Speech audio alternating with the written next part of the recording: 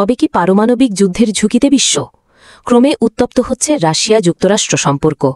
এবার স্বল্প ও মাঝারি পাল্লার পারমাণবিক ক্ষেপণাস্ত্র মোতায়েনে নিষেধাজ্ঞার না মানার ঘোষণা দিয়েছে মস্কো।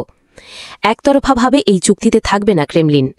সাবেক রুশ প্রেসিডেন্ট দিমিত্রি মেদভেদেবের উস্কানিমূলক বক্তব্যের জবাবে উপযুক্ত স্থানে দুটি পারমাণবিক সাবমেরিন মোতায়েনের নির্দেশ দেন Donald Trump. Donald Trump white হাউসে দায়িত্ব নেয়ার পরই ইউক্রেন যুদ্ধ বন্ধে বেশ তৎপরতা দেখাচ্ছে যুক্তরাষ্ট্র। তাদের সব প্রচেষ্টা ব্যর্থ হওয়ার পর রাশিয়ার সাথে এখন বিবাদে জড়িয়েছে দেশটি।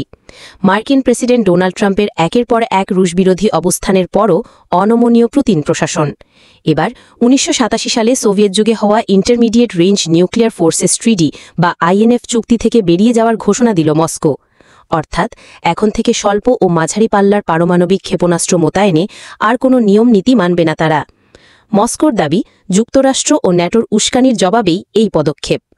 ভূমি থেকে উৎক্ষেপণযোগ্য ৫০০ থেকে ৫,৫০০ কিলোমিটার পাল্লার ক্ষেপণাস্ত্র মোতায়েন থেকে বিরত থাকতে সোভিয়েত নেতা মিখাইল গর্বাচেভ ও তৎকালীন মার্কিন প্রেসিডেন্ট রোনাল্ড রিগানের মধ্যে আইএনএফ চুক্তি স্বাক্ষরিত হয়েছিল।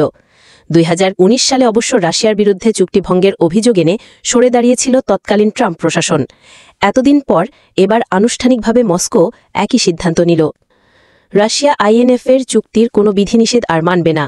আমরা নিজেদের কোনো কিছু দ্বারা সীমাবদ্ধ মনে করি না।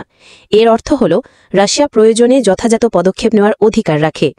এর আগে ট্রাম্প প্রশাসনের বিরুদ্ধে রাশিয়া ও যুক্তরাষ্ট্রকে যুদ্ধের দিকে ঠেলে দেওয়ার অভিযোগ তোলেন সাবেক রুশ প্রেসিডেন্ট দিমিত্রি মেদভেদেভ।